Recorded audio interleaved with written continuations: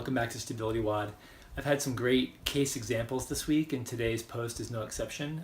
Leaving the shoulder, however, I'm going to revisit something I talked about a few weeks ago, which is the core cylinder, and specifically the abdominals. And I've been working with a client over time who's pregnant, and we've been working on keeping her healthy throughout her pregnancy, and she's done an incredible job.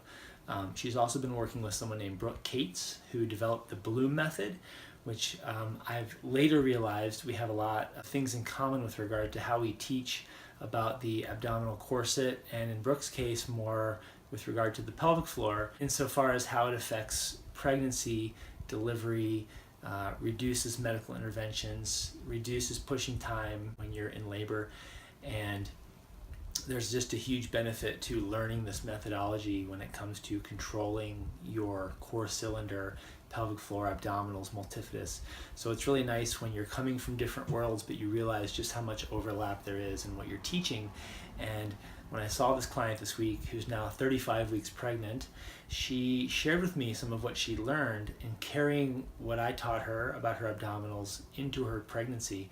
And I have to tell you, I was blown away with the visual difference between her when her pregnant belly is in a relaxed state compared to when her pregnant belly is in a contracted state. And I've never seen anything like this in 18 years of practice. So I want to share this video with you. I'll comment on it a little bit real time during the video, and then we'll come back and explore this idea more of how the abdominal corset becomes so important, not just for women that are far along in their pregnancy.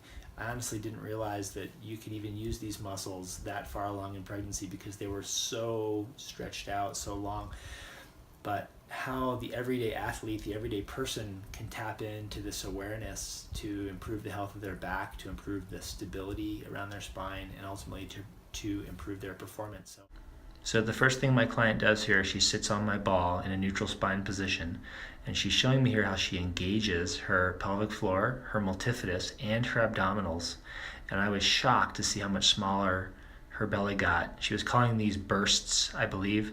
These are basically exhaling contractions where she's drawing her abs in with her pelvic floor drawing up and her multifidus at the same time.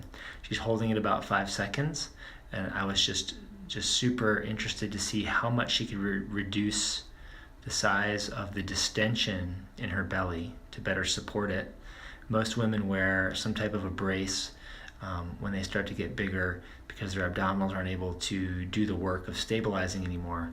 But here what she's doing is she's working from the bottom to the top. She's taking a shallow breath into her chest and then a deep breath in to her belly, working her way up through the abdominal layers and then working her way back down again. Every exhale builds on the contraction, the control, and so it ends up being maybe a 20 or 30 second hold time. Then she repeats it.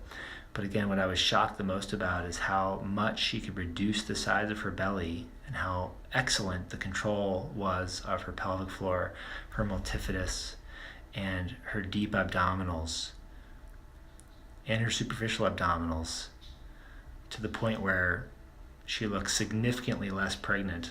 Maybe the baby's not feeling so great about it, but I think her spine at this point in the pregnancy really appreciates how much work she's done, how much she's been dedicated to learning how to control her abdominal corset, her core cylinder.